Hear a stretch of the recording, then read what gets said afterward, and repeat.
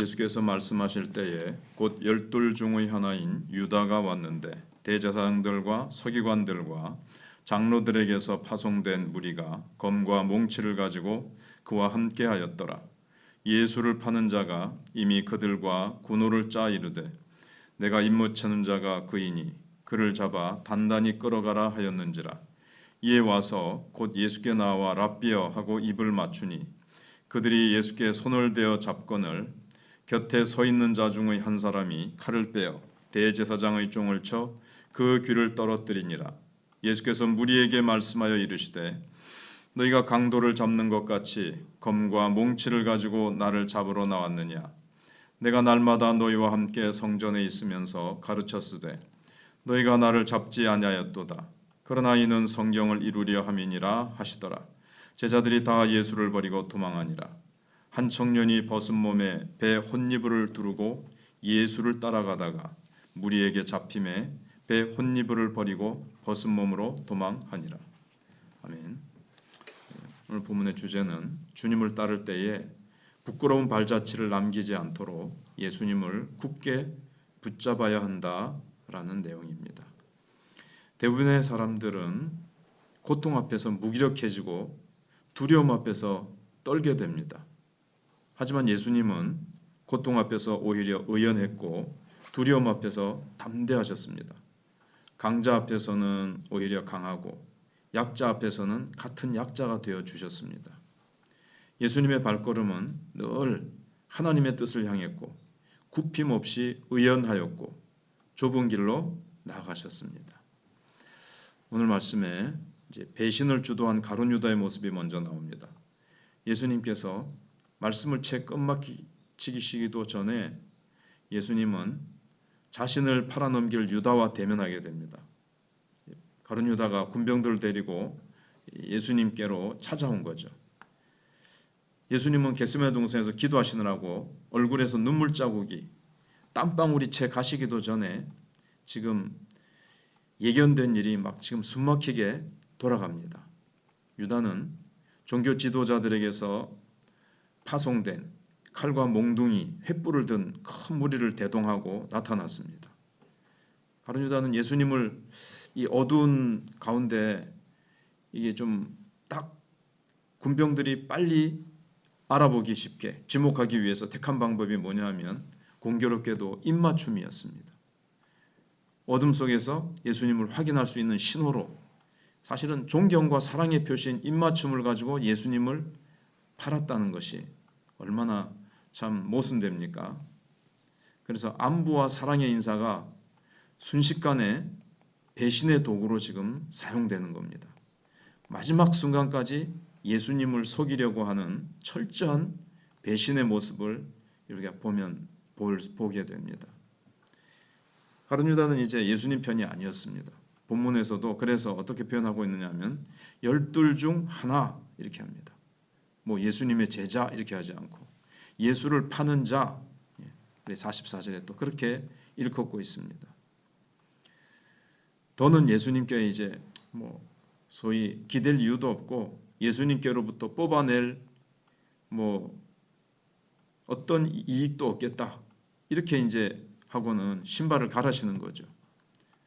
가룟 유다는 예수님께서 어떤 나라를 도래하기 위해서 오셨는지 전혀 이해를 하지 못한 채 자신이 원하는 나라의 메시아가 아니다.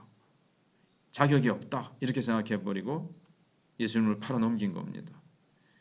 그렇지만은 예수님을 잡으러 왔지만 모든 상황을 그럼 군병들이 가룟 유다가 주도하느냐? 그게 아니고 예수님이 상황을 주도하시는 모습을 우리는 두 번째로 보게 됩니다. 칼과 몽둥이를 가지고 예수님을 잡으러 달려드는 무리가 있습니다. 그걸 막아보려고 대제사장의 종의 귀를 치는 베드로의 모습도 보게 됩니다. 지금 막 얽히고 설키고 막 어두운 밤에 막 아수라장이 갑자기 되어버린 이 현장 속에서 예수님은 그 자리를 피하지 않으셨습니다. 그 틈에 뭐 얼마든지 싹 숲속으로 나무 사이로 해서 얼마든지 도망갈 수 있지 않습니까? 그런데 예수님은 그렇게 안 하셨어요. 오히려 무리를 꾸짖으면서 너희가 누구를 찾느냐? 아마 성경에는 없지만 왜 이렇게 난리냐? 누구를 찾느냐? 아마 그렇게 하셨을 거예요. 그래서 상황을 딱 주도하시고 범죄자 중 하나로 헤아림을 받는 이사야 53장 10절에 있는 대로 그런 상황 속에서도 지금 막 범죄자를 체포하러 온 그런 분위기거든요. 그런 상황 속에서도 성경을 이루려고 하는 상황이 지금 다 진행되고 있으니까 제자들을 향해서 성경을 이루려 합니다. 이 모든 상황이 지금 뭐 우연히 돌발적으로 일어난 사건도 아니고 이거는 성경에 기록된 사건이 하나씩 이루어져 가고 있는 일이니까 두려워하지도 말아라.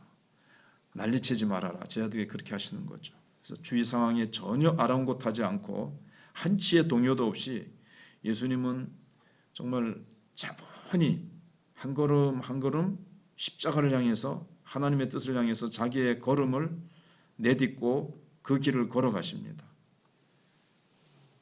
생각해 보면 만일 사람들의 박수와 칭찬과 찬사가 쏟아지는 길이라면 누군들 그 길을 가지 않겠습니까? 하지만 지금 예수님은 칭찬보다는 비난이, 영광보다는 고난이, 특권보다는 희생이 기다리는 길인데도 그래서 그런 길이라면 사람들이 선뜻 그 길에 들어서기 힘들 겁니다. 이 길 가면 비난, 고난, 희생, 헌신 드려야 되는데 그 길을 쉽게 가겠습니까? 그 길 잘 안 가는 거죠. 생각해 보면 전도도 그렇습니다. 전도로 갔다가 뭐 칭찬받을 수도 있고 고맙다고 할 수도 있지만 듣기 싫다고 바쁘다고 비난 들을 수 있고 꼭 찾아가는 길이 고난의 길이죠. 가서 시간과 물질을 희생해야 되죠. 내 여러 가지 에너지를 희생해야 되죠. 그러니까는 이 선뜻 전도의 길에 잘 들어서지 않는 거죠. 그러나 이것은 분명히 하나님의 뜻입니다. 그래서 하나님의 뜻을 이루는 데 있어서 적극적으로 그 상황을 지배하시는 일단은 이 본문에서 보면 예수님을 이렇게 굳게 붙잡아야 되겠습니다. 상황을 지배하시는 예수님. 그 다음에 마지막으로 두려움에 압도된 제자들의 모습을 봅니다. 흔히 우리는 예수님이 당하셨을 배신의 아픔을 떠올립니다. 가룟 유다의 배신, 베드로의 부인, 제자들이 변심해서 예수님 마음 아프시겠다, 서운하시겠다 이런 생각을 합니다만 그렇지 않습니다. 예수님은 섭섭하다 하면서 자신의 감정을 이렇게 매만지시는 것이 아니라 주님이 뭐가 안타까우시겠습니까? 저 실족하는 제자들, 그 제자들이 참 긍휼히 여기시는 마음, 그들을 안타깝게 여기시는 마음이지 주님 자신이 내가 배신당하다니 3년 동안 이렇게 가르쳤는데 그렇게 하지 않으셨다는 거죠. 예수님은 어차피 자신에게 주어진 길을 위해서 준비하셨고 기도하셨고 그 길을 꿋꿋하게 묵묵히 지금 걸어가시는 중입니다.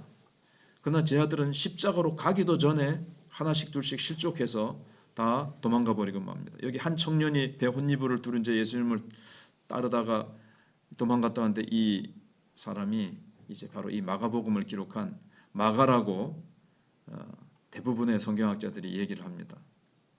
그게 맞다고 보죠. 그리고 십자가의 길에 동참할 만큼 이제 결정적인 믿음은 없었습니다. 그러니까 예수님을 배 혼잎을 두르고 쫓아갈 만큼 열정은 있었는데 십자가의 길에 동참할 만큼 믿음이 있었던 건 아니라는 거죠. 그래서 우리는 평소에 말씀 앞에 벌거벗은 듯이 나를 늘 드러내지 않으면 고난 앞에서는 이 청년처럼 벗은 몸으로 도망가고 말 겁니다. 예수님을 버리고 도망가는 제 아들을 보면서 누구든지 그 상황에선 그럴 수 있다고 생각할지 모릅니다. 그러나 예수님은 당연히 그럴 수 있음에도 십자가를 피하지 않으셨습니다. 십자가를 지는 것은 수치가 아니라 십자가를 피하는 것이 진짜 수치이기 때문에 그렇습니다. 그래서 오늘 주님이 주신 사명의 십자가를 자꾸 질까 말까 지체하면 내일 하지. 내일은 더 힘들어집니다. 더 내 몸이 무거워집니다. 하루하루 핑계 댈수록 이 십자가를 자꾸 이렇게 지는 것을 뭐 올해는 상황이 이러니까 내년에, 다음 달에 이러다 보면 자꾸 더 못질 상황이 되고 핑계거리가 생기는 거죠. 왜냐하면 내 마음이 점점 더 지기가 굳어지는 거죠. 마음이. 그래서 주님과 나는 같은 길을 가고 있는지, 나는 주님의 좁은 길에 들어선 지 얼마나 되는지, 나는 어디쯤 왔는지 한번 생각해 봐야 되겠습니다. 또 나는 어떠한 모습으로 걷고 있는지, 마지못해 걷고 있는가? 나는 고난의 길을 피해서 다른 길로 지금 도망가고 있지는 않는가? 있어야 될 곳에서 도망가고 있지는 않는지, 주님은 이 길을 걸으라고 부르시고 계시는데 자꾸 다른 길에서 방황하고 있는지 돌아봐야 되겠습니다. 우리는 주님의 고난을 묵상하면서 주님만 그 길을 가게 하지 마시고 함께 삶으로 동참하는 은혜를 우리가 품고 살아야 되겠습니다.